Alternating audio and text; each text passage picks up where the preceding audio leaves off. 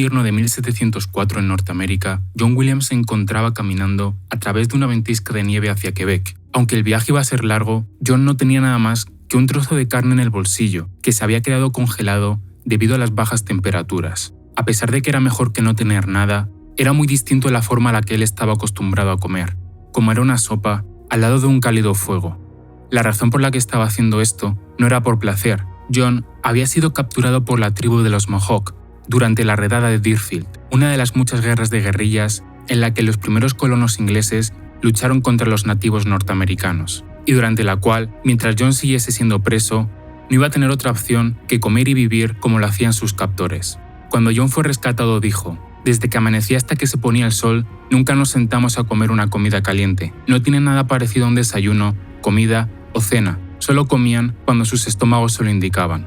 Tenemos que entender que para los colonos, el hecho de tener un patrón a la hora de comer era, entre otras cosas, lo que nos diferenciaba del mundo animal, algo que los nativos no tenían, por lo que los colonos los consideraron como inferiores. Yo casi lamento lo que vamos a hacerles los europeos. ¿Qué van a hacer? Oh, darles la rebanada más grande de pay de calabaza.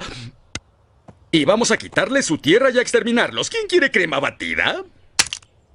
El problema es que los colonos juzgaron a los nativos desde el punto de vista europeo, donde la agricultura y el progreso tecnológico llevaban más tiempo desarrollándose, pero en poco tiempo se dieron cuenta de que en Norteamérica el clima y el terreno eran muy distintos a los de Europa, lo que iba a provocar que la caza, el racionamiento y la escasez de alimentos se volviese común en la vida de los primeros colonos.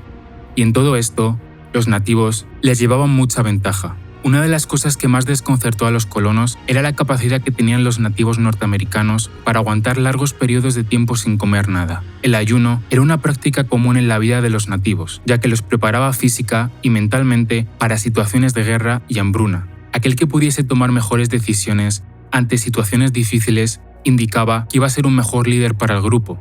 Y otra cosa que no entendían los colonos era la forma que tenían de comer los nativos una vez que estos conseguían encontrar alimentos. Como comentó John, después de cazar y venir con grandes cantidades de comida, comen lo más rápido posible y siguen hasta que sus estómagos están a punto de explotar. Este ciclo de largos periodos de tiempo, de hambruna y cortos periodos de accesibilidad a grandes cantidades de alimentos como el que estaban expuestos los nativos es probablemente lo más cercano al estilo de vida al que el ser humano ha estado sometido a lo largo de su existencia, antes del desarrollo de la agricultura, la cual nos proporcionó la capacidad de no solo poder generar y almacenar más cantidad de alimentos, sino que también nos permitió poder tener el control de cuándo los íbamos a poder comer. De cierta forma se puede decir que comenzamos a tener cierto control sobre la naturaleza. Ya no teníamos que conformarnos con cuánta cantidad o cuándo íbamos a poder conseguir esos alimentos, sino que ahora podíamos planear cuándo y cómo los íbamos a poder comer. Está claro que desde la invención de la agricultura en el Neolítico hasta hoy en día no solo ha cambiado la cantidad y el tipo de alimentos que comemos, sino que también ha cambiado cuándo los comemos. Pero entonces tenemos que preguntarnos, ¿cuándo y cuáles han sido las razones por las que hoy en día tenemos lo que llamamos desayuno, comida y cena? ¿Y por qué consumimos ciertos alimentos en ciertas comidas y no otros? Este va a ser el tema del que voy a hablar en este vídeo. Antes de empezar quiero aclarar que la historia de la gastronomía es un tema bastante amplio como para intentar abarcarlo todo en un solo vídeo. Está claro que no todo el mundo ha comido de la misma forma a lo largo de la historia, ya sea por razones culturales, nacionales o económicas. En este caso, me voy a centrar en aquellos países que más nos han influido a todos como sociedad, como Gran Bretaña o Estados Unidos. Pero primero, creo que si tenemos que hablar de culturas influyentes en nuestra forma de comer, deberíamos empezar por la antigua Grecia. Durante el periodo helenístico, el historiador Andrew Dalby comentó en su libro Festines de Sirenas: los horarios a la hora de comer variaban, pero se solía comer una comida al mediodía, llamada ariston, y una cena llamada deipnon. Esta última era quizás la mayor comida del día y para algunos la única. Durante el Renacimiento, gracias a la influencia que los romanos tuvieron sobre la gente de este periodo histórico, que a su vez fueron influenciados por los griegos, la cantidad de comidas diarias no varió. En su libro Comida en la Europa moderna, Tena Lábala cuenta: ¿a qué hora comer? ¿Debería ser más grande la comida del mediodía o la de la cena? Libros enteros fueron escritos sobre este tema. Los teóricos medievales y la costumbre común a lo largo del Renacimiento favorecían el prandium, o almuerzo, a las 10 u 11 de la mañana. Era quizás la mayor comida del día. Se pensaba que la digestión estaba fortificada por el movimiento del trabajo previo y el calor del sol. Otros autores promovían que la coena o cena fuese más grande, alrededor de las 6 de la tarde. Argumentaban que la distribución de los humores y los espíritus era mucho más fuerte durante esa hora del día. La mayoría de los autores estaban de acuerdo en una cosa, que solo 2 comidas eran suficientes. Tenemos que tener en cuenta que este patrón de 2 comidas, una a las 11 de la mañana y otra a las 6 de la tarde, en la época tenía mucho sentido, ya que la gente se podían despertar para trabajar aprovechando las primeras horas de luz, entre las 5 y las 6 de la mañana, y cuando el sol estaba en su posición más alta, podían volver a sus casas para poder comer a las 11 su primera comida diaria. Y luego podían hacer otras tareas hasta las 6, que sería la hora aproximadamente en la que el sol se pondría, entonces podrían concluir todos sus trabajos diarios. Esto era una práctica normal porque el sol era quien dictaba a qué hora ibas a poder trabajar y comer, pero esto cambió con la revolución industrial. Jane Cunningham, escritora del siglo XIX, comentó: «Los tiempos están cambiando. Ahora la gente por lo general come nada más despertarse». Cuando la gente empezó a mudarse del campo a la ciudad, sus vidas cambiaron drásticamente. Ahora, desde el momento en el que se despertaban hasta que se iban a dormir, todo estaba marcado, no solo por el sol, sino por el reloj. Y a medida que la cena empezó a posponerse cada vez más hacia el anochecer, esta se convirtió en una rutina cada vez más importante entre las familias. Este cambio se produjo porque la forma de trabajar a mediados del siglo XIX creó nuevos horarios y roles dentro de la familia, que hasta entonces eran inexistentes.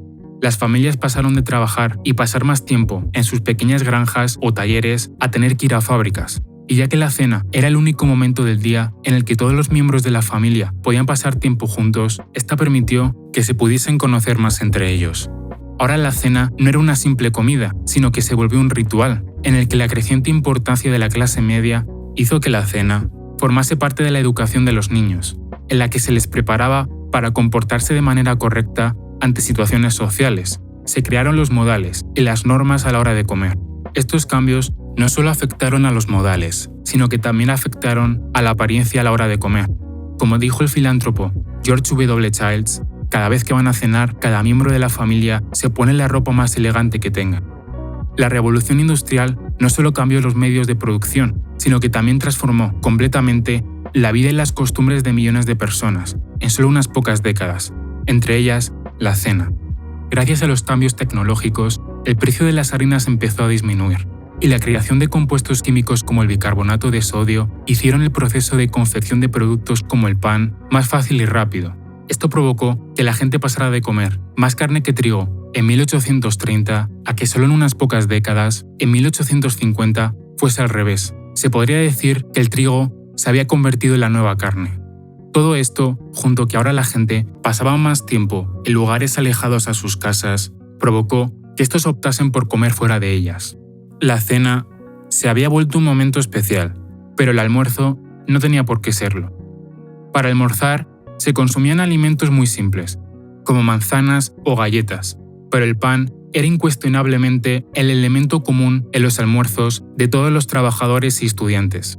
En un principio, los sándwiches empezaron a ser el almuerzo por excelencia para los niños, por razones muy simples, como el coste y la simpleza, pero lo más importante fue la facilidad de preparación. Con el tiempo, también empezaron a formar parte de los almuerzos de los hombres en el trabajo.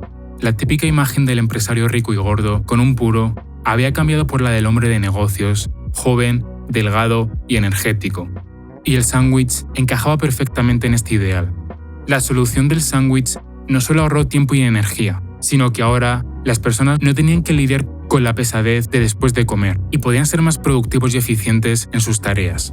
Junto a esto se sumó que durante la ley seca, los lugares donde se solían hacer negocios, que hasta entonces habían sido los salones y los bares, se cerraron. Esto dio paso a lo que hoy conocemos como cafetería, un sitio donde los trabajadores podían tomar café en vez de alcohol y comer algo para almorzar, que normalmente solían ser alimentos precocinados, que la gente podía consumir sin tener que esperar a que estos fuesen cocinados como en una comida normal, lo que hoy entendemos como takeaway o comida rápida. No tardaron mucho en darse cuenta los dueños de las empresas que si servían cafés en sus propias instalaciones iban a beneficiarse más. Primero, porque evitaban que la gente llegase tarde de la hora de comer. Segundo, porque el café, al ser un estimulante, hacía que los trabajadores estuviesen más activos a la hora de trabajar. y por lo tanto fuesen más eficientes. Y tercero, el café era una bebida caliente. Esto en la época era algo importante. Se pensaba que el consumo de comidas calientes favorecía la digestión de estas. Y hablando de digestión, esto nos lleva al siguiente punto. Como he comentado, la digestión era muy importante en esta época, ya que gran parte de la población de personas que viviesen en zonas urbanas sufría de problemas estomacales. Tenemos que tener en cuenta que el frigorífico y las leyes de protección al consumidor no existían, por lo que muchas veces, cuando la gente compraba comida, en el mejor de los casos, esta estaba podrida. Y digo el mejor de los casos porque antes de la revolución industrial, la gente podía consumir los alimentos que ellos mismos cultivaban, o por lo menos era de gente conocida y de alguna forma podían asegurarse de la calidad del producto. Pero al vivir en zonas urbanas, ir a comprar comida era como jugar a una ruleta rusa. No sabías los ingredientes que tu comida podía tener. De hecho, han habido casos en los que algunos panaderos se dedicaban a utilizar yeso en vez de harina, para hacer que el pan pareciese más blanco, aumentar la cantidad y así ahorrar costes. Los pepinillos los pintaban con cobre para hacerlos parecer más verdes. Incluso habían algunos vendedores de leche que ponían detergente en esta para hacerla parecer más blanca. Como he dicho antes, los problemas de indigestión empezaron a atribuirse al consumo de carne. Claro, al venderse en ese estado, lo raro sería no sufrir de ningún tipo de problema. Lo que hizo que muchos americanos se replanteasen el hecho de tener que consumir carne en el desayuno. En respuesta a esto, dos nutricionistas y escritores vegetarianos llamados William Andrews Alcott y Sylvester Graham unieron fuerzas, empezaron a escribir y promover libros sobre los beneficios de una dieta vegetariana, como en su libro Un tratado sobre el pan y la forma de hacerlo. Con el tiempo, Graham comenzó a dar charlas en universidades, donde tuvo una gran acogida por parte de los estudiantes, y gracias a sus conexiones creó su propio periódico. Más tarde, inspirado en sus trabajos, el Dr. James Caleb Jackson creó un alimento que revolucionaría el desayuno, la granola. James pasó bastante tiempo trabajando con distintos ingredientes y métodos de cocción hasta que consiguió la mezcla perfecta, entre harina, trigo y agua, que dejaba en el horno hasta que ésta se evaporaba. Creaba como resultado un bloque de pasta seca que más tarde machacaba hasta que ésta se quedaba con una forma de pequeñas bolas. La granola se volvió popular, especialmente entre las amas de casa, porque ya no tenían que despertarse pronto por la mañana para preparar el desayuno. Simplemente, la noche anterior dejaban las pequeñas bolas a remojar en un tazón con leche, y en la mañana siguiente, como por arte de magia, tenían el desayuno hecho. Aunque James fue el inventor del desayuno con cereales como hoy lo conocemos, él no fue quien los hizo famosos. Esto lo consiguieron Charles Post y los más famosos hermanos Kellogg's. John Harvey Kellogg, el hermano mayor, era un famoso doctor que tenía un sanitario, en el que, de acuerdo a sus ideales, pensaba que los pacientes debían ser alimentados con una dieta vegetariana. Como he comentado antes, la indigestión tenía mucha importancia en estos años, y el consumo de carnes se asociaba a esta. Aparte, John pensaba que las personas enfermas no digerían la comida con la misma facilidad como lo hacían las personas que no lo estaban, entonces decidió usar las granolas como comida principal en el sanitario. Pero esta vez decidió modificar la receta para evitar que estas tuviesen que ser remojadas durante la noche. La nueva receta tuvo buena acogida por los pacientes del lugar, incluido el hermano menor de John, Will, que viendo los beneficios que los cereales tenían sobre los pacientes, le pidió a su hermano mayor que los vendiesen al público general, pero John se negó. Más tarde llegó al sanitario un paciente llamado Charles Post, que viendo que a la gente del lugar le gustaban tanto los cereales y la negación de John por vender el producto, decidió robar la receta y comercializarla bajo el nombre de Grape Nuts. No solo robó la receta, sino que también añadió un ingrediente adicional, que los hermanos Kellogg's se habían negado a incluir en la receta original: el azúcar. Will estaba furioso. Post se había vuelto un hombre extremadamente rico a costa de sus ideas y la de su hermano mayor, y aparte, John no hacía nada para evitarlo. Una trágica noche, una válvula de la sala de máquinas se averió, provocando un incendio que se extendió rápidamente por el edificio. Ya que este estaba hecho de madera, no pudieron hacer nada para evitar la destrucción del sanitario. El proyecto en el que John había estado trabajando toda una vida se había desvanecido en una sola noche.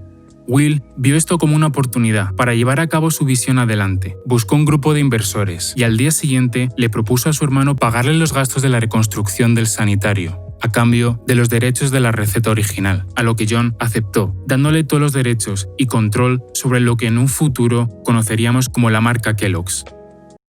¡Jo, mamá! ¿Cornflakes de Kellogg's? Cornflakes de Kellogg's. Su sabor convence.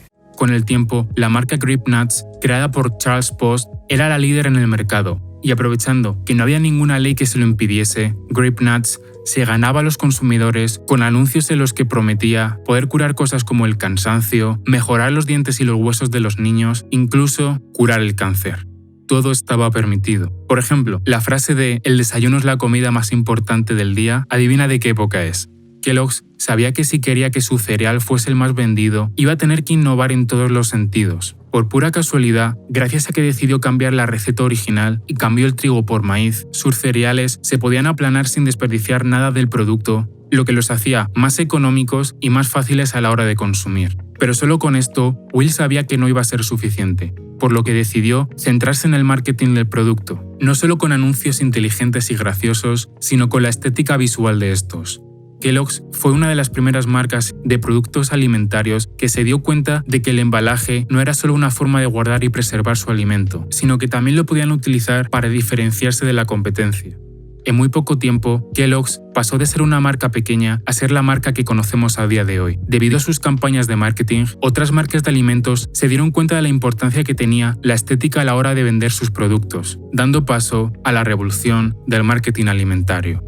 Para terminar, quiero explicar que la razón que me ha llevado a hacer este vídeo ha sido intentar explicar que la razón por la que comemos 3 veces al día han sido cuestiones históricas, pasando por la revolución industrial y cómo esta cambió la forma de cenar y almorzar, y cómo el marketing cambió la forma en la que tenemos de ver el desayuno. Entonces, nos tenemos que preguntar, ¿de verdad estamos diseñados para comer 3 veces al día?